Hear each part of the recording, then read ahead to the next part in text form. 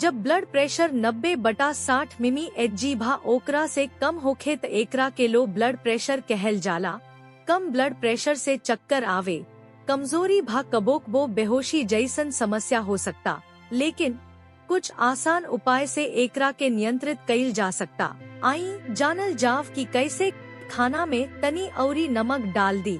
Sodium नमक में पावल जाला जवन शरीर में हाइड्रेशन के बनावे राखे में मदद करेला अवरी ब्लड प्रेशर बढ़ावे में मददगार होखेला। जब शरीर में सोडियम के मात्रा कम हो जाला तब ब्लड प्रेशर भी गिर सकता।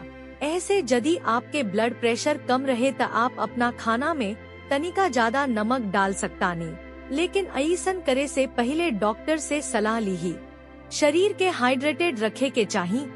शरीर में पर्याप्त मात्रा में पानी होखल बहुत जरूरी बा, काहे कि ब्लड प्रेशर सिर्फ पानी के संगे संतुलित रहेला। जब आप पानी कम पिएनी त शरीर में खून के बहाव धीमा हो जाला, अवरी एकरा से ब्लड प्रेशर भी कम हो सकता। खास तौर पर गर्मी के दिन चाहे ज्यादा पसीना आवेला त शरीर में पानी के कमी हो सकता, जवना से कमजोरी अवरी चक्कर आवे के समस्या बढ़ सकता। ऐसे यदि आपके ब्लड प्रेशर कम रहेला त दिन भर पर्याप्त मात्रा में पानी पियल जरूरी बा। नारियल के पानी, फल के रस अवरी सूप भी शरीर के हाइड्रेटेड राखे खाती निमन विकल्प बा। शराब के सेवन कम करें। शराब शरीर के डिहाइड्रेट कर सकता, माने कि इस शरीर से फालतू पानी के दूर कर देवेला। जब शरीर में पानी के मात्रा कम होखेला त शरीर में खून के मात्रा कम हो जाला, जवना के चलते ब्लड प्रेशर कम हो सकता।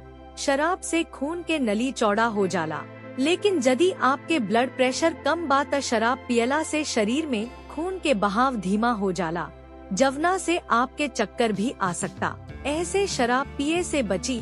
एके बेर में ज्यादा खाए के बजाय छोट छोट खाना खाई। बहुत लोग के खाना खइला के बाद अचानक ब्लड प्रेशर में गिरावट के समस्या होखेला, जवना के पोस्टप्रांडाइल हाइपोटेंशन कहल जाला। जब आप एक बेर में ज्यादा खाएनी तब पाचन खाती पेट में ज्यादा खून जाला, जवना से शरीर के बाकी हिस्सा में खून के बहाव कम हो जाला, अवरी ब्लड प्रेशर भी कम होखे लागेला। एकरा से बचाव के सबसे बढ़िया तरीका बा कि दिन भर छोट छोट खाना खाइल जाए, अवरी कार्बोहाइड्रेट से भरपूर चीज खाए से परहेज कइल जाए। हल्का नाश्ता, प्रोटीन से भरपूर आहार अवरी फाइबर से भरपूर खाना आपके शरीर के निमन ऊर्जा देही, अवरी ब्लड प्रेशर के संतुलित राखे में मदद करी। कंप्रेशन सॉक्स पहनी। कंप्रेशन सॉक्स से गोड़ पर हल्का दबाव आवेला, अवरी ब्लड प्रेशर में सुधार होखेला। आम तौर पर जब आप बहुत देर तक खड़ा होखेनी त गोड़ में खून जमा हो सकता, अवरी एकरा चलते ब्लड प्रेशर कम हो सकता। कंप्रेशन सॉक्स गोड़ में खून जमा होखे से रोकेला, अवरी ओकरा के वापस दिल में भेजे में मदद करेला। ऐसे चक्कर आवे के समस्या भा अचानक कमजोरी के एहसास कम हो सकता। ये छोट छोट उपाय के अपना के आप अपना ब्लड प्रेशर के बेहतर तरीका से नियंत्रित कर सकता नी। अगर वीडियो अच्छा लागल त लाइक, शेयर और सब्सक्राइब जरूर करें।